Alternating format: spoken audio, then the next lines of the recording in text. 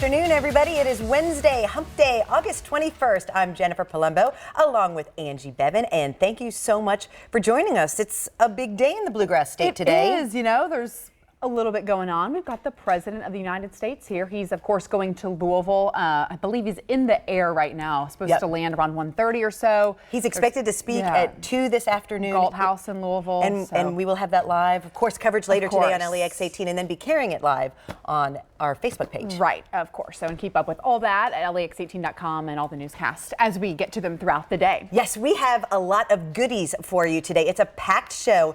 I've brought them out here just to give us, If it were smell-o-vision is what I like to call it, that you could smell these. Yes. We have some delicious sweet treats from North Limestone Donuts here in Lexington.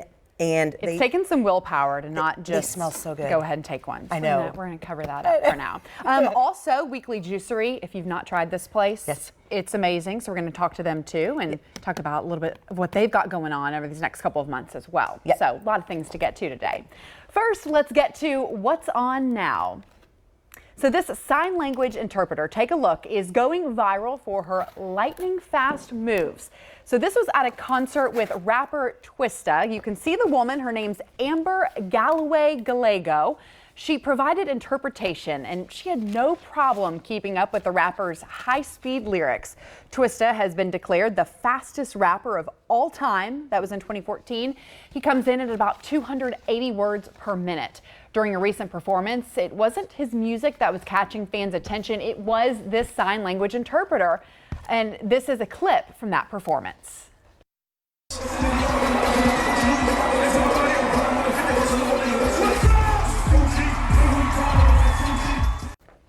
She has some moves, too. Amazing. I know. And so Twista said that on social media, he said that she is the real MVP for keeping up with me. That's amazing. You know, she was featured on NBC Nightly News last night. They had a story on her, and it was amazing. And they really kind of just talked about how she is allowing people who otherwise wouldn't be able to experience this, which is wonderful, and appreciate it and enjoy it. They can come there, and through her interpretation, they're getting to experience what others are able to experience. So it's incredible. I mean, and she's so talented, and it's amazing. To be able to keep up that quickly with everything, and Good Lord, I know. That is really cool. Very impressive. Okay, so how far would you go to get that really good selfie? Well, we're going to show you. Ben Yar took a nearly 1-minute video of this woman putting in work on a New York City subway car. After posting it to Twitter, he has had, at last check, more than 36,000 retweets. People on Twitter commended the woman for her confidence and also praising the way she braved bacteria. She's touching all over the subway seats. I'm not sure I would do that to get a good selfie, but that's her. We've learned the woman is Jessica George. She then tweeted 2 of the selfies that she took and thanked everyone for all the kind comments. I think it's hilarious. So she had to put her phone there on the seat and then I guess set the timer to be able to do that, and then just kept going until she found exactly the right pose. But yeah, that is kind of funny. I don't know why the subway selfie would be so important. But I feel like some of her comments, or the comments people made, are a little tongue-in-cheek. Yeah, you know, a little bit. But you know, she was having a good time. She was, and entertaining to watch. Hopefully she got the shot that she really wanted. All right, how about this one? Researchers think emojis might be the answer to a better dating life. How about that?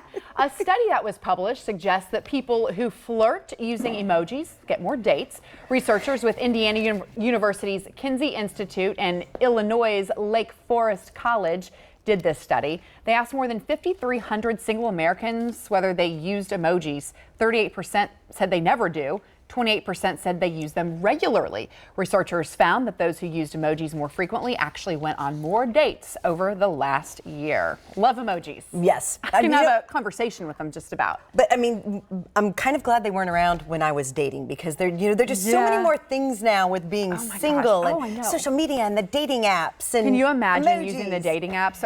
we talk about that all the time. I'm kind of glad I avoided that. I know. All the websites, and it's just, I don't know, it's nonstop. It's got to be, I mean, it's nice there's all of that out there, I guess, but it's got to be a little tiring, too. I'm glad I'm married and no longer have to worry about that. Yes, we missed it. All right, the crazy cat lady and enduring entertainment stereotype. Well, it turns out it's not a real thing. A new study from UCLA shows owning lots of cats does not mean you're mad, sad, or anxious. Researchers looked at 500 pet owners, and they found feline owners aren't more likely to suffer from depression or anxiety. This backs up a similar study from the University of College London that found no link between cat ownership and psychotic symptoms. So let's put an end to the crazy cat lady. Glad we cleared that up. Yes. I know. And it wasn't fair to the cats either. No. No. We love pets. I know. All right, this one, we talked about this yesterday on one of our later shows, and this is really interesting. Should students be allowed to have their cell phones in school? I mean, that's a question that we're having probably around the world, really. A California high school is saying no. San Mateo High School is using a device that's called a Yonder pouch. And here's how it works. Students now start the day by putting their phones in one of the locking pouches. They cannot get the phone back until school is dismissed. Only teachers have the magnetic key that's necessary to release the phones. School officials say they tested the program last year after they were noticing some students spending a bit too much time on their phones instead of learning or even socializing. It was successful, so they rolled it out to all 1,700 students this year. And they say that the response so far, the students like are actually liking it. Because when I first heard this, I thought, you know, I can see where it's a distraction and they're on their phones, they're texting each other, they're checking social media. So this puts an end to that.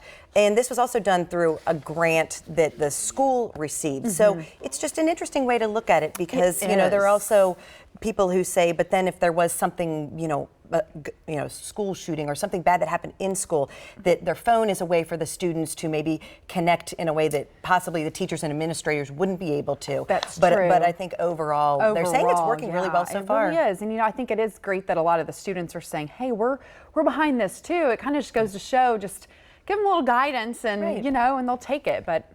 And make them more engaged during the day, too. Of course. Pretty awesome. Okay, well, this is a milestone celebration. Happy 100th birthday to Sister Jeanne. I love her. The team chaplain of Loyola men's basketball team became a household name during the 2018 NCAA tournament. Remember when she was cheering on the Ramblers during their run to the Final Four? Well, Sister Jeanne Dolores Schmidt is a key part of the team, praying with them before the games and then offering advice afterwards. As for turning 100, she says, it's lovely to know this as long as God wants her to live. She also credits good genes. Her dad and 7 siblings all lived to be at least 95. She looks fantastic for 100 and just still out there and doing it and working with the young people at Loyola. You know, what an incredible life. I know. It was amazing in the tournament a couple years ago when, you know, when she kind of became that household name and the face of that team. And yeah, it was such a neat story. It was really fun to follow, and I'm glad she's still thriving and doing well. Yeah. That's awesome. Well, Skunk 1, Officer 0. Take a look at this. A brave Massachusetts police officer is sprayed while trying to save a distressed skunk. Yuck. It happened Monday in Cambridge as officers responded to reports of a skunk with a yogurt cup stuck on his head. Poor little guy. Well, as Cambridge police, as the officer, as he tried to remove the cup, he was met with a blast spray. I guess you could kind of see that coming. Here it goes. Fortunately, neither the skunk... He had to know that was going to happen. The skunk nor the officer were injured, but I don't know. I give him credit, though. He was trying to do a good deed. But if you have ever been anywhere near where a skunk has sprayed, that smell lasts.